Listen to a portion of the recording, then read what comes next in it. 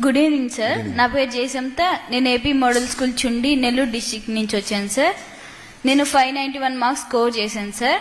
మీరు పెట్టిన SSC 100 days programme మాకైతే చాలా బాగా యూజ్ అయింది సార్. ఇంకా డైలీ టెస్ట్ కూడా బాగా యూజ్ అయింది సార్. నేను ఒక ఫీడ్బ్యాక్ ఇవ్వాలనుకుంటున్నాను సార్. డైలీ టెస్ట్ అప్పుడు ఎగ్జామ్ పెట్టేటప్పుడు బ్లూ ప్రింట్ ప్రకారం పెడితే బాగుంటుందని నా opinion sir. What is blueprint? Sorry. Examination question, sir. Like if the chapter is there, the 4 mark question was the 2 mark question was the chapter nunchi blueprint. So we generally wanted and testing the writing skills, knowledge skills దాంట్లో వెళ్ళారు. Point out we'll generally take care of it. And if you want exact replica of the public board exam paper Yes, sir. during your day test, but that is not possible. Ma slip test kada, daily test is like a slip test. We cannot follow the blueprint. Blueprint is meant for pre-final and final.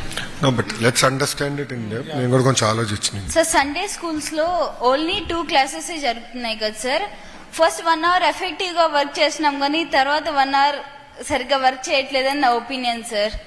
మీరు ఒక 3 subjects అలా ఏమన్నా పెడితే బాగుంటుందేమో అని నా opinion sir. Sunday school sir already unions నా పైన గుర్రని ఉన్నారు. No, but that's a good feedback. Let me see what best I can do. Sir ఇంకా మిడ్ డే మీల్స్ లో రాగి జావా పెట్టారు కదా సార్. అది 25% స్టూడెంట్సే తీసుకుంటున్నారు Yes, సార్. చాలా మంది ఇంట్రెస్ట్ చూపించడం లేదు. ఏంటి what is the reason? I don't know sir. మీరందరం ఆడుకుంటూ ఉంటారు కదా, టేస్టా? Ragi has a very peculiar taste. దానివలన ఎస్ సార్. మాకు రాయలసీమలో మాకు అలవాటు. నేను ఎండాకాలం సెలవులకు వెళ్ళినప్పుడు అవ్వ నాకు చేసి పెట్టేది రాగి ముద్ద, వేడివేడిగా పెట్టేది. నాకు అలవాటు అది. కానీ మీకేంటి అంటే టేస్ట్ వల్ల తీసుకోవట్లేదు, అలవాటు లేక తీసుకోవట్లేదు ఏంటి? అలవాటు లేక తీసుకోవడం లేదు. అలవాట్లేదు. Fair enough. Thank you sir మీకు ఒక క్వశ్చన్ సార్. ప్లీజ్. మీరు హార్డ్ వర్క్ ఆర్ లక్ లో ఏది చూస్ చేసుకుంటారు సార్? ఏదమ్మా? హార్డ్ వర్క్ కానీ లక్ కానీ. హార్డ్ వర్క్ ఆర్ లక్ అంటే ఏది చెప్తారు sir? Luck no luck only happens for people who work hard. You cannot wing anything. There is no substitution to hard work అమ్మా. Fundamentally మనం గుర్తుపెట్టుకోవాలి. ఇప్పుడు చంద్రబాబు నాయుడు గారిని చూస్తే నిన్న నేను అన్ని పనులు పూర్తి చేసుకుని రాత్రి అరౌండ్ 8 వచ్చి ఉంటాయి ఇంటికి. ఆయన అప్పుడే దిగుతున్నారు కిందకి. ఇది 8 పొద్దున కదా, సాయంత్రం. ఆయన అప్పుడే దిగుతున్నారు. అంటే భోజనం చేసుకుని మళ్ళీ కిందకి వచ్చి ఇంకో 2 గంటలు కష్టపడ్డారు. అంటే 10 వరకు ఆయన కష్టపడ్డారు. అదేవిధంగా మీరు చూస్తే ప్రధానమంత్రి గారు కూడా చాలా కష్టపడతాడు ఆయన.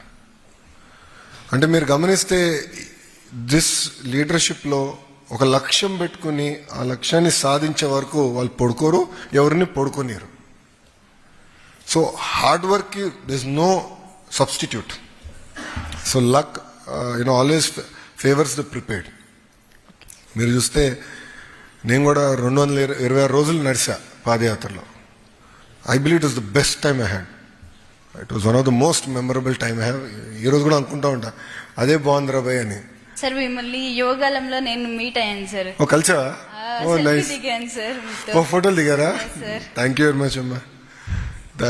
It was by far the most memorable moment. నేను అక్కడ చాలా నేర్చుకున్నా. ఆ నేర్చుకునే అన్ని ఇప్పుడు I bring all that experience. Whenever we discuss I revert back to it. Thank you మా. Thanks sir. ఒక్క నిమిషం. I had a question. చేస్తాడు చిన్న. Good evening sir. Good evening అమ్మా. నా పేరు మనోజ్ కుమార్. మాది ధర్మవరం. నేను బిఎస్ఎస్ స్కూల్ నుంచి వచ్చాను. ఒకరోజు 9th క్లాస్లో సార్, దగ్గర పెట్టుకో మైక్ దగ్గర పెట్టుకో. ఒకరోజు 9th క్లాస్లో మాది ఒక 5 మందిని సెలెక్ట్ చేసుకున్నారు. తీసుకొని మా స్కూల్కి పిలిచారు. మీరు అక్కడ ఏదో ప్రోగ్రాము ప్రాజెక్ట్స్, అది ప్రాజెక్ట్ సార్. అక్కడ ఒకరు ప్రాజెక్ట్స్ చేస్తున్నారు.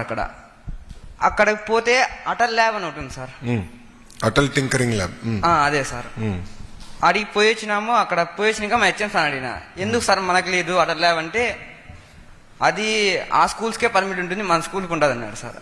దానికి ఇన్ఫ్రాస్ట్రక్చర్ కూడా 2 lakhs అవుతుంది అన్నారు. అవును. అది మా స్కూల్ కూడా ఉంటే మేలు సార్. ఇప్పుడు ఎంతమంది పిల్లలు ఉన్నారు మన స్కూల్లో సార్?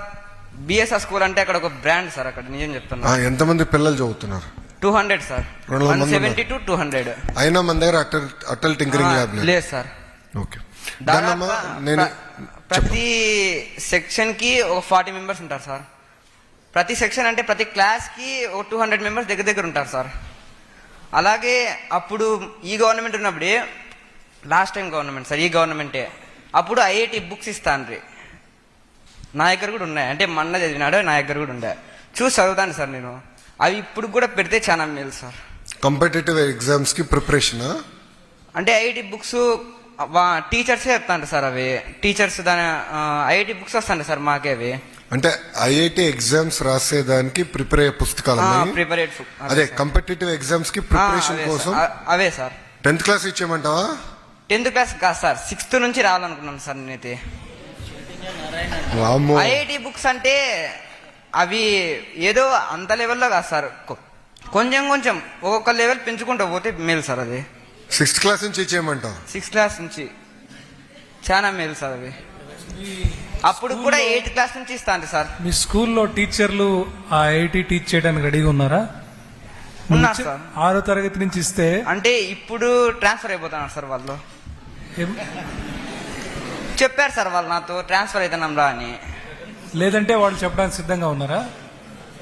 అంటే అంటే నేను అప్పుడు- అడిగేది బాబు అట్లాగా, ఆ. అది కొద్దిగా ఐఐటి అంటే లెవెల్ ఎక్కువ కదా. ఆ, క్లాస్ లో కొంతమంది తక్కువ స్లో లెర్నర్స్ ఉంటారు, నీలాగా ఇంటెలిజెంట్ వాళ్ళు ఉంటారు. మరి ఒక క్లాస్ లో ఐఐటి చెప్పడం సాధ్యమవుతుందా? I don't know sir, but I'm requesting to you, అదేలే. 8th క్లాస్ నుంచైనా పెడితే మేలు సార్. అది అంటే చాలా. ఇక్కడ there are 2 aspects. I think మనోడు చెప్పేది ఏంటంటే కనీసం అవకాశం ఇవ్వండి, చదువుకునే వాళ్ళు చదువుకుంటారు కదా, ప్రిపేర్ మెటీరియల్ అని ఇవ్వండి అని మీరు కోరుతున్నారు. ఐఐటి ఫౌండేషన్ కి నీట్ రాయాలన్న వాళ్ళ నీట్ కి ఈ గవర్నమెంట్ ఉన్నప్పుడే వచ్చినాయి సార్ బుక్స్, లాస్ట్ టైమే వచ్చినాయి. అవునమ్మా, ప్రతి ఒక్కరికి వచ్చినాయి సార్. నేను కూడా చూస్తా అంటే మొన్నకే వచ్చినాయి సార్. మీ అన్నకు వచ్చినాయి గతంలో. అంటే 14-19 మధ్యలో వచ్చినాయా? మొన్న వచ్చినాయి. అదే సార్, 14-19 మధ్యలోనే అప్పుడు కాంపిటేటివ్ ఎగ్జామ్స్ కి పుస్తకాలు పెట్టారు. పెట్టారు sir. Away that's good point అమ్మా. మన స్కూల్కి వచ్చేగల అటల్ టింకరింగ్ ల్యాబ్ శాంక్షన్ చేసే బాధ్యత నేను తీసుకుంటాను. అంతేకాకుండా మీరు అన్నట్టు అన్ని స్కూల్స్ కి ల్యాబ్లు ఉంటే బాగుంటుందని చాలా మంది నాకు ఆ ఫీడ్బ్యాక్ ఇచ్చారు. అది ఒక ప్రయారిటీ. అంటే ఒకేసారి నేను చేయలేనన్ని, ఫేజ్ ద్వారీగా చేస్తాను. I take that as a good feedback. Okay, Thank you. Thank you అమ్మా. చెప్పు చిన్న. Hello sir, good evening. My name is Kishore from ZPHS Sukkumpeta, Rajahmundry Rural, East Godavari district.